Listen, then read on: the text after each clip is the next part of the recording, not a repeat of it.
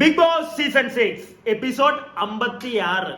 അപ്പൊ വീക്കെൻഡ് എപ്പിസോഡിനെ പറ്റി പറയുന്നതിന് മുമ്പ് സുഹൃത്തുക്കളെ, എന്റെ ഷഡ്ഡി ഇന്ന് കീറിപ്പോയി. എന്റെ ഷഡ്ഡിയുടെ പേരായിരുന്നു ജബ്രി. അപ്പോ ആ ജബ്രി ഷഡ്ഡി കീറി ഇപ്പം മാത്രമേ ഉള്ളൂ, പ്രീ കത്തിപ്പോയി. ജബ്രി ഷഡ്ഡി എന്ന് പറഞ്ഞു കഴിഞ്ഞാൽ ഇന്ത്യയിലെ ടോപ്പ് ഷഡ്ഡിയാണ് എന്നുള്ളൊരു വിചാരമൊക്കെ ഉണ്ടായിരുന്നു. പക്ഷെ ആ തുണിക്കകത്ത് ഓട്ട വീണു, അങ്ങനെ കീറിപ്പോയി. അപ്പോ സംഗതി ഇത്രയും കഷ്ടപ്പെട്ട് ഞാൻ എന്തിനാ പറയുന്നത് മനസ്സിലായല്ലോ. നമ്മുടെ ജബ്രിക്കുട്ടൻ അങ്ങ് എവിക്റ്റഡ് ആയിരിക്കുകയാണ്. അപ്പോ നല്ല കാര്യം അല്ലേ? ഇനിയും ജാസ്മിൻ ചേച്ചി മര്യാദയ്ക്ക് ഇന്ന് കളിക്കാൻ പറ്റുമോ എന്ന് കളിക്കും എന്നാണ് എൻ്റെ ഒരു വിശ്വാസം. കളിക്കാൻ പറ്റുമോ എന്ന് നമുക്ക് നോക്കാം. കാരണം ഇന്നത്തെ ഒരു സാധനമൊക്കെ കണ്ടപ്പോഴത്തേക്ക് കരഞ്ഞുകൂവി മറ്റേ വൺ സീനൊക്കെയാണ് ചേച്ചി. പക്ഷെ ജബ്രിക്കുട്ടൻ ഇറങ്ങി പോകുന്ന നേരത്ത് ചേച്ചിയെ മൈൻഡ് പോലും ചെയ്തില്ല. ചേച്ചിക്ക് നല്ല വിഷമം കാണും അതിനകത്ത്. പിന്നെ ചപ്രിക്കുട്ടന് വെറും ഒരു ടൂള് മാത്രമേ ആയിരുന്നുള്ളൂ ജാസ്മിൻ ചേച്ചിക്ക് ഇപ്പോഴും അത് മനസ്സിലായിട്ടില്ല. എന്താണെങ്കിലും ജാസ്മിൻ നമ്മുടെ ചപ്രിക്കുട്ടൻ അടിച്ച ഡയലോഗിലൊക്കെ വീണ് ചേച്ചി ഇപ്പോഴും മറ്റേ മതോന്മതയായി ഇരിക്കുകയാണ് ചപ്രിക്കുട്ടനിൽ.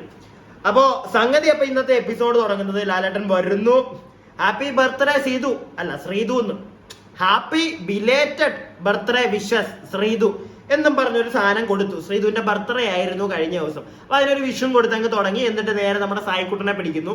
2 ദിവസം ആശുപത്രിയിലായിരുന്നല്ലോ. അപ്പൊ എങ്ങനെയുണ്ട്, ഓക്കെ ആയോ, ബാക്ക് പെയിൻ മാറിയോ എന്നൊക്കെ ചോദിക്കുന്നു. ആ ലാലേട്ട ഓക്കെ, ലാലേട്ട സെറ്റായി ലാലേട്ട എന്നൊക്കെ സായിക്കുട്ടൻ അവിടെ നിന്ന് അടിക്കുന്നുണ്ട്. അപ്പോ പവർ ടീമിനോട് അത് കഴിയുമ്പോഴത്തേക്ക് സംസാരിക്കുന്നു ലാലേട്ടൻ. എങ്ങനെ ഉണ്ടായിരുന്നു ഈ ആഴ്ചത്തെ നിങ്ങളുടെ കലാപരിപാടികൾ എന്നൊക്കെ ചോദിക്കുമ്പോൾ ഓക്കെ സൂപ്പർ അടിപൊളി എന്നൊക്കെ പറയുന്നുണ്ട്. ലാലേട്ടൻ പറയുന്നു നിങ്ങളൊരു പാവം പവർ ടീമാണ്, ഓക്കെ, നിങ്ങളെ കൊണ്ട് എന്തിനും കൊള്ളൂല്ല എന്നൊരു സാധനം അവിടെ കൊടുക്കുന്നുണ്ട്. എന്നിട്ട് നമ്മുടെ പുറത്തുനിന്ന് ഒരു പ്രേക്ഷകന്റെ ഒരു അഭിപ്രായം അവിടെ വായിക്കുന്നുണ്ട്, ഒരു മെസ്സേജ് വന്നത്. അപ്പൊ അത് വായിച്ചു കഴിഞ്ഞപ്പോഴത്തേക്ക് മെയിൻ അതിനകത്ത് പറയുന്ന ഒരു കാര്യം, ഈ സാർ മാഡം എന്ന് പറയുന്ന ഒരു സംവിധാനം അവിടെ ഇറക്കിയായിരുന്നല്ലോ നമ്മുടെ സായി ചേട്ടന്റെ മേൽനോട്ടത്തിൽ, സാർ മാഡം എന്നൊക്കെ അതിനകത്ത് വിളിക്കണമെന്ന്. അപ്പൊ അതിനെ ഒന്ന് താക്കി കൊടുത്തോണ്ടായിരുന്നു ഒരു നൈസ് ഒരു കമന്റ് അവിടെ വന്നു. അപ്പൊ അതിന് സായി ചേട്ടൻ സംസാരിച്ച് പിടിച്ചു നിൽക്കുന്നുണ്ട്. അറിയാലോ സീക്രട്ട് ഏജന്റ് ആണ്, അപ്പൊ സീക്രട്ട് ഏജന്റ് സംസാരിച്ചടിച്ചിടാൻ പറ്റും. അപ്പൊ ആ രീതിയിൽ സംസാരിക്കുന്നുണ്ട്. ലാലേട്ടൻ വലിയ മൈൻഡൊന്നും കൊടുക്കുന്നില്ല, ആരും അത് വലിയ മൈൻഡൊന്നും കൊടുക്കുന്നില്ല. ജിൻഡോയോടും ചോദിക്കുന്നുണ്ട് ഇതിനെ പറ്റി, ജിൻഡോ എങ്ങനെ ഉണ്ടായിരുന്നു പവർ ടീം. അപ്പൊ ജിൻഡോയും പറയുന്നുണ്ട് ഈ സാർ മാഡം പരിപാടി അതങ്ങ് ഒരുമാതിരി മറ്റേടത്തെ പരിപാടി ആയിരുന്നു എന്ന്. പിന്നെ ആ വന്ന കമന്റിനകത്തും പറയുന്ന ഒരു കേസ് എന്താന്ന് വെച്ച് കഴിഞ്ഞാൽ, അത് പ്രത്യേകിച്ച് പറയേണ്ട കാര്യമില്ല, ഇത് കുറെ ആയിട്ട് നമ്മുടെ നാട്ടിൽ സംസാരിക്കുന്ന ഒരു കാര്യമാണ്. ഞാൻ തന്നെ ഇതിനു മുമ്പ് ഒരു വീഡിയോയിലൊക്കെ, അത് ബിഗ് ബോസുമായിട്ട് റിലേറ്റഡ് അല്ലാത്തൊരു വീഡിയോയിൽ ഞാൻ സംസാരിച്ചിട്ടുണ്ട്. അതായത് നമ്മുടെ നാട്ടിൽ മാത്രമേ ഉള്ളൂ ഈ സാർ മാഡം വിളി, പുറത്തോട്ടൊന്നും ഇല്ല, വേറെ ഉള്ളൂ. അപ്പൊ ആ ഒരു സംഗതി നമ്മുടെ നാട്ടിൽ കൊണ്ടുവരാൻ നോക്കുമ്പോഴത്തേക്ക് വീണ്ടും പവർ ടീം ബിഗ് ബോസ് നാട്ടുകാർ കാണുന്ന ഒരു പരിപാടി, അതിനകത്ത് മറ്റേ സാറും മാഡവും വിളിക്കാനായിട്ട് പഠിപ്പിക്കുന്നു. വേറെ വാക്കാ എന്റെ വായി വരുന്നത്, പറയുന്നില്ല, പോട്ടെ, എന്താന്ന് വെച്ചാൽ കാണിക്കട്ടെ. അപ്പൊ ഇതിന്റെ ഇടയ്ക്ക് നോറയോടും ചോദിക്കുന്നുണ്ട്, നോറ എങ്ങനെയുണ്ട് പവർ ടീം. നോറ പച്ചയ്ക്ക് പറയുന്നു കൊള്ളൂല്ലായിരുന്നു ലാലേട്ട എന്ന്. അവിടെ വേറെ ആരും അങ്ങനെ അത്രയ്ക്കും മറ്റേ അടിച്ച് ആക്ഷേപിക്കുന്നൊന്നും കണ്ടില്ല. ജിൻഡോയ്ക്ക് ഈ ഒരു സാധനം മാത്രമേ അവർ ഇഷ്ടപ്പെടാറുള്ളൂ എന്നേ പറഞ്ഞുള്ളൂ. നോറ പറഞ്ഞു കൊള്ളത്തില്ലായിരുന്നു, അപ്പൊ അച്ചയ്ക്ക് പറഞ്ഞു കളഞ്ഞു. അത് കൂടാതെ നോറ ഇന്ന് നല്ല രീതിയിൽ പുകഴ്ത്തുന്നുണ്ട്. അത് നോറയ്ക്ക് തന്നെ ഇട്ടു കൊടുത്തു കളിക്കാനായിട്ടൊരു സാധനം. അതായത് കഴിഞ്ഞ ആഴ്ചയിൽ ഈ മറ്റേ ഒരു ഗെയിം ഉണ്ടായിരുന്നല്ലോ, അതായത് നമ്മുടെ രണവീയുടെ യുദ്ധഭൂമിയിലെ പരിപാടി. അപ്പൊ ആ ഗെയിമിൽ ഏറ്റവും നന്നായിട്ട് കളിച്ച ഒരാളെ സെലക്ട് ചെയ്യാൻ നമ്മുടെ ഹോട്ട്സ്റ്റാറിൽ ഒരു പോളിംഗ് ഉണ്ടായിരുന്നു. അപ്പൊ അതിനകത്ത് നോറയാണ് സെലക്ട് ചെയ്തത്. അപ്പൊ അത് നോറയ്ക്ക് ഭയങ്കര ഒരു മറ്റേ പൊക്കി അങ്ങ് തലയിലെടുത്ത് ലാലേട്ടൻ വെച്ചു എന്നുള്ളൊരു സാധനം, ഒരു ഫീലൊക്കെ കിട്ടി. വളരെ നല്ല കാര്യം, നോറ നന്നായിട്ട് തന്നെ ഗെയിമൊക്കെ കളിച്ചു. ഞാൻ പറയുന്നുണ്ടല്ലോ, കുറച്ചായിട്ട് നോറ നന്നായിട്ട് തന്നെ കളിക്കുന്നുണ്ട്, നല്ല പോയിന്റ്സ് പറയുന്നുണ്ട്. അത് ആ ഒരു ടോപ്പിക്കിനെ പറ്റി അവിടെ സംസാരിക്കുന്നുണ്ടായിരുന്നു. അപ്പൊ അതിനകത്ത് നമ്മുടെ നോറയുടെ മെയിൻ എതിരാളി ഇടി കൊണ്ട് വെളിയിൽ പോയ നമ്മുടെ സിജോ കുട്ടൻ വന്നിട്ട് ആ പോയിന്റ് ഒക്കെ ഉണ്ട് മറ്റേ, പക്ഷെ അത്ര ഗുമ്മൊന്നും ഇല്ല എന്നുള്ള സാധനം പറയുമ്പോ നോറ അപ്പുറത്തൊന്ന് നല്ല താങ്ങി സിജോ ചേട്ടാ. ഇന്ന് തേട്ടറിന് നല്ല കിട്ടിയിട്ടുണ്ട് ഇന്ന്. എന്തായാലും നോറയുടെ പോയിന്റ്സ് വളരെ നല്ലത് തന്നെയാണ്. സിജോ പറയുന്നതാണൊക്കെ എപ്പോഴും മറ്റേ വായ്ത്ത ഉണ്ട്, ചുമ്മാ ഈ കലവിലേന്ന് പറഞ്ഞുകൊണ്ടിരിക്കുന്നുണ്ട് നോറ. ചില കാര്യങ്ങൾ നടന്നുപോയ കാര്യങ്ങളും എല്ലാം വീണ്ടും പറഞ്ഞുകൊണ്ടിരിക്കുന്നുണ്ട്. അത് അവക്കൊരു ക്യാമറ സ്പേസിന്. പക്ഷെ അവൾ പോയിന്റ്സ്, ചില വിഷയങ്ങളിൽ അവൾ പറയുന്ന പോയിന്റ്സ്, അത് പോയിന്റ്സ് തന്നെയാണ് ചേട്ടന്മാരെ. ആവശ്യമില്ലാത്ത കലവില ഉണ്ട് അവർക്ക്. അത് ചില സമയത്ത് നമുക്ക് ഇറിറ്റേറ്റഡ് ആണ്. ടിവിക്കകത്ത് കേട്ടോണ്ടിരിക്കുന്നത്, അല്ലെങ്കിൽ നമ്മൾ ലൈവ് കാണുമ്പോൾ നമുക്കത് കേട്ടോണ്ടിരിക്കുമ്പോൾ നമുക്ക് ഇറിറ്റേറ്റഡ് ആണ്. അപ്പൊ പിന്നെ അവളുടെ കൂടെ അവിടെ താമസിക്കുന്ന സിജോ ചേട്ടനെ പറഞ്ഞിട്ട് കാര്യമില്ല. പൊളി പക്ഷെ ആ ഒരു പൊളിച്ചിൽ സിജോ ചേട്ടൻ ജനങ്ങളിലേക്ക് ഇട്ടുതരാൻ നോക്കി. പക്ഷെ അതങ്ങ് ഏറ്റില്ല. ലാലേട്ടൻ മുളയിലെ വലിച്ചു കീറി. കൂട്ടത്തിൽ നോറയുടെ ഒരു ഡയലോഗ് കൂടി ആയപ്പോഴത്തേക്ക് പരിപാടി അവിടെ തീർന്നു. അപ്പോ ഇങ്ങനത്തെ കുറച്ച് കാര്യങ്ങളൊക്കെ ആയിരുന്നു നടന്നത്. ഇത് കഴിയുമ്പോഴത്തേക്ക് ഒരു കഥ പറച്ചിൽ, ഒരു ഫൺ ഗെയിം ലാലേട്ടനോടെ കൊടുക്കും. ഒരു കഥ ബിഗ് ബോസ് പറഞ്ഞു കൊടുക്കും. നമ്മുടെ ഫസ്റ്റ് അപ്സരയ്ക്കാണ് പറഞ്ഞു കൊടുക്കുന്നത്. അപ്സര അത് അടുത്ത ആളോട് പറയും, പിന്നെ അടുത്ത ആളോട് പറയും. ലാസ്റ്റ് ആ കഥ എത്തിയപ്പോഴത്തേക്ക് കഥ മറ്റേ തെക്കൂന്ന് തുടങ്ങി വടക്ക് പോയി, തെക്കൂന്ന് തുടങ്ങി വടക്ക് എത്തിയെന്ന് പറയാൻ പറ്റില്ല. തെക്കൂന്ന് തുടങ്ങിയിട്ട് നമ്മുടെ എങ്ങനെയാ അത് പറയേണ്ടത്, ഒരുമാതിരി ആ പറയാനുള്ള ആ ഒരു സാധനം പോയി. തെക്കൂന്നും കിഴക്കൂന്നും വടക്കൂന്നും എല്ലാം കൂടെ എന്നെ കുളവാക്കി പോയി. അപ്പൊ എന്തായാലും കഥ നല്ല തൊലിഞ്ഞ കഥയായിപ്പോയി. എവിടെയോ തുടങ്ങി എവിടെയോ അവസാനിച്ചു. അതാണ് പറ്റിപ്പോയത്. അപ്പം ബിഗ് ബോസ് എന്ന് പറയുന്ന ഒരു സാധനം സ്ക്രിപ്റ്റഡ് ആണ് അല്ല എന്നുള്ള വൻ കഥകളൊക്കെ ഇവിടെ വരാറുണ്ട്. അപ്പൊ ഇങ്ങനെയുള്ള ചില ദിവസങ്ങളാണ് ഞാൻ അതിനെ മനസ്സിലാക്കാറുള്ളത്, സ്ക്രിപ്റ്റഡ് ആണോ അല്ലയോ എന്നുള്ളത്. ഇന്ന് ആ കഥ പറഞ്ഞു തുടങ്ങി. ആ കഥ പറഞ്ഞു ഫസ്റ്റ് നമ്മുടെ അപ്സരയ്ക്കാണ് പറഞ്ഞു കൊടുക്കുന്നത്.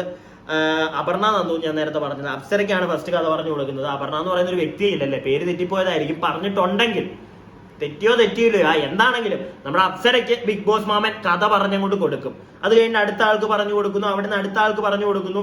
ജാസ്മിന്റെ അടുക്കൽ എത്തിയപ്പോഴത്തേക്ക് ജാസ്മിൻ ഗബ്രിയോട് പിന്നെ കഥ പറയുമ്പോഴത്തേക്ക് ഒരു ചെറിയ വേരിയേഷൻസ് വരുന്നുണ്ട്. അവിടുന്ന് പിന്നെ ഗബ്രി സഹായിക്കാൻ തോന്നുന്നു പറഞ്ഞു കൊടുക്കുന്നത്. പിന്നെയും അങ്ങനെ അവർ തമ്മിലൊന്നും വലിയ തെറ്റൊന്നും വരുന്നില്ല. പക്ഷെ ഈ കഥ നമ്മുടെ ശരണ്യ ചേച്ചിയുടെ എത്തി. ശരണ്യ ചേച്ചി അത് വേറെ ആൾക്ക് കൈമാറിയപ്പോഴത്തേക്ക് കഥയുടെ പോക്കൊക്കെ മറ്റേ വേറെ ലെവലിലൊക്കെ പോകാൻ തുടങ്ങി. ആ സമയത്ത് എനിക്ക് തോന്നി ഇത് ബിഗ് ബോസ് മനഃപൂർവ്വം, ഇല്ലെങ്കിൽ ഇത്രയും മറ്റേ ഓർമ്മശക്തി ഇല്ലാത്ത ഒരാളോ കഥയില് ഒരു ഗർഭമൊക്കെ കൊണ്ടുവന്ന് കയറ്റി കളഞ്ഞു ചേച്ചി. അതൊക്കെ എനിക്ക് കേട്ടപ്പോഴത്തേക്ക് എവിടെയോ എന്തെങ്കിലുമൊക്കെ ആൾക്കാർ ചിരിക്കാനും ഒരു ഫൺ എലമെന്റ് വേണമെന്ന് തോന്നിയിട്ട് ബിഗ് ബോസ് മാമൻ പറഞ്ഞു കൊടുത്തതാണ്, തെറ്റിച്ചോ എന്നുള്ളൊരു സാധനം എന്നൊക്കെ എനിക്ക് അവിടെ തോന്നി. അല്ലാതെ വരാൻ ഒരു ചാൻസും ഇല്ല. ഇത്രയും മറ്റേ ബോധം ഇല്ലാത്ത ഒരാളാണ് ശരണ്യ എന്നൊന്നും എനിക്ക് തോന്നുന്നില്ല. ബോധമില്ല കുറച്ചൊക്കെ, പക്ഷെ എന്നാലും ഒരു കഥയെ ഇങ്ങനെയൊക്കെ വളച്ചൊടിക്കാനുള്ള ഒരു ബുദ്ധി ശരണ്യക്കുള്ളതായിട്ട് എനിക്ക് തോന്നുന്നില്ല. ബിഗ് ബോസ് തന്നെ പറഞ്ഞതായിരിക്കാം, ചിലപ്പോൾ ഒന്ന് മാറ്റിപ്പിടി ഇല്ലെങ്കിൽ ബോറാവും മോളെ എന്ന്. എന്താണെങ്കിലും ആ കഥയൊക്കെ കഴിയട്ടെ. ആ കഥയൊക്കെ കഴിഞ്ഞ് കഴിയുമ്പോഴത്തേക്ക് എവിക്ഷൻ പ്രോസസ്സിൽ ഇന്ന് ആദ്യമേ ലാലേട്ടൻ പിടിച്ച് എണീപ്പിച്ച് നിർത്തിയത്. നോമിനേഷനിൽ വന്ന കുറച്ചധികം ആൾക്കാരുണ്ടായിരുന്നു, പക്ഷെ അതിനകത്ത് 4 പേരെ സെലക്ട് ചെയ്തു. നമ്മുടെ ചപ്രികൾ 2, അതായത് ജാസ്മിനും കപ്രിയും, പിന്നെ അൻസിബ, ഋഷി. എന്നിട്ട് ഇവരായതുകൊണ്ട് മാത്രം ഇവർക്കൊരു കുറച്ച് സമയം കൊടുത്തു. നിങ്ങൾക്ക് ഇവിടെ ഏറ്റവും പ്രിയപ്പെട്ട സ്ഥലത്ത് പോയി നിങ്ങൾ കഥ പറഞ്ഞോളൂ, കാരണം നിങ്ങളിൽ ഒരാൾ എന്തായാലും ഔട്ടാണ്. അപ്പം ഋഷിയും നമ്മുടെ അൻസിബയും കൂടെ അറിയാലോ, അവരുടെ ഫേവറേറ്റ്, അവരുടെ ആ റൂമിലെ ആ ഒരു പ്ലേസ് ആണ്. അവിടെ പോയിരുന്ന് കഥ പറയുന്നുണ്ട്. ആ ഒരു പോയിന്റ് നമുക്ക് നല്ല വ്യക്തമാക്കി മനസ്സിലാക്കാം. അതായത് അൻസിബയ്ക്ക് ഋഷി എന്ന് പറയുന്ന ഒരു ബ്രദർലി ഫീൽ, അങ്ങനെ ഒരു അറ്റാച്ച്മെന്റ് ഉള്ള ഒരു വ്യക്തിയാണ്. അവരും കെട്ടിപ്പിടിക്കുന്നുണ്ട്. ഇന്ന് കെട്ടിപ്പിടിക്കുന്നതൊക്കെ കാണിച്ചു. ആൾക്കാരൊന്നും പറയില്ല. എനിക്കൊന്നും പേഴ്സണലി തോന്നില്ല. പുറത്ത് ജനങ്ങൾ, എനിക്ക് അല്ലെങ്കിലും ജാസ്മിനും ഗബ്രിയും കാണിക്കുന്ന കാണുമ്പോഴും എനിക്ക് പ്രത്യേകിച്ചൊന്നും തോന്നാറില്ല. എന്ത് തോന്നാതെ അതിനകത്തൊക്കെ. പക്ഷെ അൻസിബ, ഋഷി, നമുക്കിപ്പോ പുറത്ത് ജനങ്ങൾ പക്ഷെ പറയുന്നത് അവരുടെ ആ ഒരു അറ്റയറിന് അവര് ജാസ്മിനും ഗബ്രിയും കാണിക്കുന്നത് ഇങ്ങനെയാണ്, മറ്റേതാണ്, മറിച്ചാണെന്ന് പറഞ്ഞാൽ പോലും നമ്മുടെ അൻസിബയുടെയും ഋഷിയുടെയും കാര്യത്തിൽ എന്തായാലും അത് ഒരിക്കലും പറയില്ല. കാരണം അതിനകത്തൊരു ഒരു പ്യുവർ സോൾ ഉണ്ട് അവരുടെ ഇടയ്ക്ക്. ലൈക്ക് അത് നമുക്ക് കാണുമ്പോൾ മനസ്സിലാകാം. നല്ല വൃത്തിക്ക് എനിക്ക് നല്ല പ്യുവർ ആയിട്ട് എന്തോ അൻസിബയുടെ കണ്ണിൽ നിന്നാണെങ്കിലും അവൾ പറയുന്നതിനകത്ത് ആ ഒരു ബ്രദർലി ഫീല് പറയുന്നതിലല്ല, നമുക്ക് ജനങ്ങൾക്ക് അത് മനസ്സിലാവും, നമുക്ക് കിട്ടും അത്. സോ ഋഷി കുറച്ച് ഇമോഷണൽ, ഋഷിയെ നമുക്ക് ഓൾറെഡി ആയതുകൊണ്ട് അറിയാം, ഋഷി ഭയങ്കരമായിട്ട് ഇമോഷണലി വീക്ക് ആയിട്ടുള്ള ഒരാളാണ്. സോ ചെറുക്കന്റെ കയ്യിൽ നിന്ന് ചെറിയ രീതിയിൽ കരയാനൊക്കെ പോകുന്നുണ്ട്. അപ്പൊ അവര് സംസാരിക്കുന്നുണ്ട്. അപ്പുറത്തെ സൈഡിൽ നമ്മുടെ വാഴത്തോട്ടത്തിന്റെ ഇടയ്ക്കും കണ്ടാന്ന് തോന്നുന്നു നമ്മുടെ ചപ്രികൾ ഇരുന്ന് കഥ പറയുന്നുണ്ട്. അപ്പൊ ചപ്രികളുടെ കഥ അതും എനിക്കെന്തോ, ഇനി എന്റെ ടിവിയുടെ കുഴപ്പമാണോ എന്ന് അറിയത്തില്ല. അൻസിബെ നമ്മുടെ ഋഷിയും പറയുമ്പോഴത്തേക്ക് നല്ല വ്യക്തമായിട്ട് കേൾക്കുന്നുണ്ട്. ജാസ്മിനും ഗബ്രിയും പറയുന്ന പല കാര്യങ്ങളും ഒരു പരിധിയെ കൂടുതൽ തിരിയുന്നില്ല. എന്തെങ്കിലും ഒക്കെ ആവട്ടെ.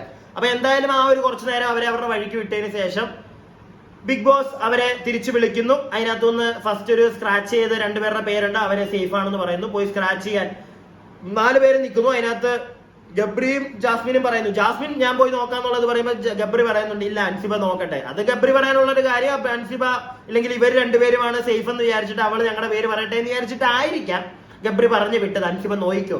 അൻസിബ പോയി നോക്കുമ്പോൾ അതിനകത്ത് ഋഷിയും അൻസിബയാണ്, 2 പേരും സേഫ് ആയി. അപ്പൊ തന്നെ ചെറുക്കന്റെ കിളി ഒന്ന് പോയി. പിന്നെ 2 ചേട്ടനും ചേച്ചിയും കൂടെ, അതായത് നമ്മുടെ ചപ്രികൾ ബിഗ് ബോസ് അടുത്ത ഏരിയയിലേക്ക്, ആക്ടിവിറ്റി ഏരിയയിലേക്ക് വിളിക്കുന്നു. അവിടെ പോയി നിൽക്കുന്നു. അവിടെ വെച്ച് ഒരു കർട്ടൻ അങ്ങോട്ട് മാറ്റിയപ്പോൾ എവിക്റ്റഡ് എന്ന് പറഞ്ഞ് കാണിച്ച ചെറുക്കന്റെ ഫോട്ടോയും ചപ്രിയുടെ ഫോട്ടോയും അവിടെ ഇരിപ്പുണ്ട്. അയ്യോ അങ്ങ് തുടങ്ങിയില്ലയോ നമ്മുടെ ജാസ്മിൻ കൊച്ചിന് വയ്യ. ജാസ്മിൻ കൊച്ചി ഇപ്പൊ വീഴും, ഒന്ന് തളർന്ന് വീഴും, പിന്നെ പൊങ്ങും, പിന്നെയും മറ്റേ അയ്യോ എന്തായിരുന്നു അത്, എന്തായിരുന്നു. എനിക്കൊന്നും ജബ്രിക്ക് ചിലപ്പോൾ തോന്നിക്കാണും അടുത്ത കണ്ടന്റ് ആണ് അവൾ ഉണ്ടാക്കാൻ ശ്രമിക്കുന്നത് എന്നുള്ളൊരു തോട്ട് അവൻ തോന്നിയുണ്ട്. അവൻ പോകാൻ നേരത്തെ ഇവിടെ വലിയ മൈൻഡ് ചെയ്തില്ല. അതായത് അവിടുന്ന് പോകുമ്പോഴല്ല ലാലേട്ടൻ്റെ അടുക്ക് ചെന്നിട്ടുള്ളൂ. അത് ഞാൻ പറയാം. അതിന് മുമ്പ് ഇവിടുത്തെ ഈ ഒരു സാധനം തീർക്കട്ടെ.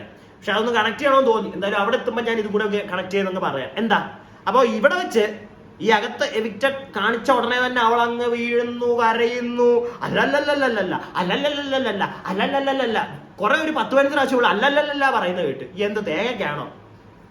എന്താണെങ്കിലും ചെറുക്കനെ എവിക്റ്റഡ് ആക്കി. മറ്റേ മാമൻ വന്ന് ചെവിയെ മറ്റേ കണ്ണിക്കൂടൊക്കെ കെട്ടി ചേട്ടനെ വെളിയിൽ കൊണ്ടുപോയി. അപ്പത്തേക്ക് ഈ നമ്മുടെ ചപ്രി നമ്മുടെ ജാസ്മിൻ മോളെ പുറത്തേക്ക് ആ ആക്ടിവിറ്റി റൂമിൽ നിന്ന് വെളിയിലാക്കിയപ്പോഴത്തേക്ക് ഓടി വന്ന് റസ്മിനെ കെട്ടിപ്പിടിച്ച് അങ്ങ് കരയുക. കരച്ചില്. പിന്നെ ബാത്റൂമിലേക്ക് ഓടുന്നു. അവിടെ എന്നിട്ട് 2-3 നമ്മുടെ ശ്രീധു റസ്മിനോ ഒക്കെ ചെല്ലുമ്പോഴത്തേക്ക് അയ്യോ എനിക്ക് അവനില്ലാതെ പറ്റത്തില്ല. എന്തവനില്ലാതെ പറ്റത്തില്ല എന്നാ എനിക്ക് അറിയാൻ പാടില്ല. കണ്ടന്റ് ഉണ്ടാക്കുന്ന പോലെയൊക്കെ എനിക്ക് മറ്റേ അവളുടെ മറ്റേ പ്യൂർ ആയിട്ടുള്ള മറ്റേ കരച്ചിലും തേങ്ങയാണെന്നൊന്നും തോന്നിയില്ല. എന്തൊക്കെയാണെന്ന് പറഞ്ഞാലും ഓക്കെ എനിക്ക് തോന്നിയില്ല. അത് ജബ്രിക്കും തോന്നിയിട്ടുണ്ടോ എന്ന് എനിക്കൊരു ഡൗട്ട്. കാരണം പിന്നെ അവിടുന്ന് നേരെ ലാലേട്ടൻ്റെ അടുക്ക് വന്നു. ലാലേട്ടനോട് കുറച്ച് നേരം സംസാരിക്കുന്നു. അപ്പൊ ലാലേട്ടനോട് കഥകളൊക്കെ പറയുന്നു. ഇറങ്ങിയത് തെറ്റായി പോയോ, പവർ ഹൗസിൽ നിന്ന് മാറിക്കൊടുത്തു, അങ്ങനെ ഒരു പരിപാടി ഉണ്ടായിരുന്നു. പവർ ടീമിൽ നിന്ന് മാറിയത് ഒരു തെറ്റായിട്ടുണ്ടോ എന്നൊക്കെ ലാലേട്ടൻ ചോദിക്കുന്നുണ്ടായിരുന്നു. ഇല്ലില്ല അത് നേരത്തെ പറയുന്നുണ്ടായിരുന്നു. അവൻ ഈ 4 പേരെ സെലക്ട് ചെയ്തപ്പോഴത്തേക്ക് ജബ്രിയോട് ചോദിക്കുമ്പോഴത്തേക്ക് ജബ്രി നീ മറ്റേ പവർ ടീമിൽ നിന്ന് മാറിയത്. അപ്പൊ ജബ്രി പറയുന്നുണ്ട് ഈ ലാസ്റ്റ് ആയപ്പോഴും ലാലേട്ടനോട് പറയുന്നുണ്ട് ഇല്ലല്ല അല്ലേട്ടാ ഞാൻ മാറി നിന്ന് കഴിഞ്ഞാൽ എനിക്ക് എന്താണ് പുറത്ത് ആൾക്കാർക്ക് എന്നോടുള്ള ഒരു സ്നേഹം ഉണ്ടോ എന്ന് അറിയാൻ വേണ്ടിയിട്ടാണ് ഞാൻ മാറിയത് എന്നൊരു സാധനം പറയുന്നുണ്ട്. അപ്പൊ എന്തായാലും മോന് മനസ്സിലായി കാണും ആൾക്കാർക്ക് നിന്നെ തീരെ താല്പര്യം ഇല്ലായിരുന്നു എന്നല്ലേ. പവർ ഹൗസിനകത്ത് കയറി ഇത്രയും നാൾ മറ്റേ പവർ ടീമിനകത്ത് കയറി ഒളിച്ചിരിക്കുവായിരുന്നല്ലോ കുറെ ആയിട്ട്. വന്നപ്പോ തൊട്ട് നോമിനേഷനിൽ ഒരു പരിധിക്കുള്ളൊന്നും മോൻ വരത്തില്ലല്ലോ. അപ്പൊ എന്തായാലും നോമിനേഷൻ വന്നപ്പോ കിട്ടിയല്ലോ അണ്ണാക്കില്. അപ്പൊ അതിനിടയ്ക്ക് മോൻ പറയുന്നുണ്ട് സിജോ പറഞ്ഞ പോലെ നടന്നു. സിജോയ്ക്ക് അറിയായിരുന്നു. സിജോ ഇടയ്ക്കൊന്ന് പുറത്തിറങ്ങിയപ്പോ അറിഞ്ഞു കാണും പുറത്ത് ഇതാണ് കാണുന്നുണ്ടല്ലോ അവൻ ഗെയിം. പിന്നെ പുറത്ത് ജനങ്ങള് പറയുന്നതൊക്കെ എന്തായാലും അവൻ അറിയാതിരിക്കത്തൊന്നും ഇല്ല, അവൻ അറിഞ്ഞിട്ടുണ്ട്. അതുകൊണ്ടാണ് അവൻ പറഞ്ഞത് നിന്നോട് നീ പുറത്ത് നോമിനേഷന് വന്നാൽ നീ ഗോ ഔട്ട് ആണ് നീ എന്ന് പറഞ്ഞിട്ടുണ്ടല്ലോ. അപ്പൊ അത് സംഭവിച്ചു. അത് അളിയാൻ അങ്ങ് ചപ്രിക്കുട്ടൻ പറയുന്നുണ്ട്. എന്നിട്ട് സിജോയ്ക്ക് കൈയൊക്കെ പൊക്കി കാണിച്ച് സിജോ പറഞ്ഞ പോലെ നടന്നു കേട്ടോ എന്നൊക്കെ പറയുന്നുണ്ട്. നമ്മുടെ സിജോ അവിടുന്ന് ഒരു ഉച്ചയൊക്കെ കൊടുത്ത് വിടുന്നുണ്ട്. അപ്പൊ അത് കഴിയുമ്പോഴത്തേക്ക് അവൻ ഓരോ ആൾക്കാരുടെ പേരെടുത്ത് വെച്ച് നിങ്ങളെല്ലാവരും എനിക്ക് സ്നേഹമാണ്, പുറത്തേക്ക് വരുമ്പം ഈ ഗെയിം ഞാൻ അവിടെ വിട്ടു, പുറത്തിറങ്ങി വരുമ്പോഴത്തേക്ക് നമ്മളൊക്കെ ഫ്രണ്ട്സ് ആണ്, എല്ലാവരും എനിക്ക് ഭയങ്കര കാര്യമാണ് എന്നിട്ട് ഓരോരുത്തരുടെ പേര് പറയുന്നുണ്ട്. പക്ഷെ ഈ പേര് പറഞ്ഞതിനകത്ത് അണ്ണൻ മറന്നുപോയതാണെന്നൊന്നും എനിക്ക് തോന്നുന്നില്ല. ജാസ്മിന്റെ പേര് പറഞ്ഞില്ല, ജാസ്മിനെ വലിയ മൈൻഡും ചെയ്തില്ല. ഓക്കെ ബാക്കി എല്ലാവരെയും അവൻ നോക്കിയിട്ടുണ്ടെങ്കിലും ജാസ്മിനെ നോക്കിയില്ല. അപ്പൊ എനിക്ക് തോന്നിയൊരു കേസ് എന്താന്ന് വെച്ച് കഴിഞ്ഞാൽ ചപ്രയ്ക്ക് തോന്നിക്കാണും ഇനി ഞാൻ അവളെ വിളിച്ചു പിന്നെ അവൾ അവിടെ കിടന്ന് മറ്റേ മുതലക്കണ്ണീരൊഴുക്കി അടുത്ത കണ്ടന്റ് ആ ഒരു കണ്ടന്റ് കൊടുക്കണ്ട എന്ന് അവൻ വിചാരിച്ച് കാണും എന്നാണ് എനിക്ക് പേഴ്സണലി തോന്നുന്നത്. പ്രത്യേകിച്ച് ഇവരുടെ കളി കണ്ടിട്ട് അറിയാലോ. ജബ്രിയെ നമുക്കറിയാം. ജബ്രി ഇന്നും പറയുന്നുണ്ട് ലാലേട്ടന്റെ അടുത്തുനിന്ന് പോകുമ്പോഴും ഈ ഒരു ടോപ്പിക്കിലേക്ക് ജാസ്മിൻ നമ്മുടെ ഈ ഒരു വീട്ടിലെ ആൾക്കാരെ കാണിക്കുന്നതിന് മുമ്പ് ജാസ്മിന്റെ കാര്യം പറയുന്നുണ്ട് ലാലേട്ടനോട്. അതായത് ജാസ്മിൻ എന്ന് പറയുന്ന ഒരു നല്ല സുഹൃത്തിനെ എനിക്ക് കിട്ടിയെന്ന് പറയുന്നുണ്ട്. ഓക്കെ അവൻ എടുത്തു പറയുന്നുണ്ട് നല്ല സുഹൃത്തിനെ എനിക്ക് കിട്ടി.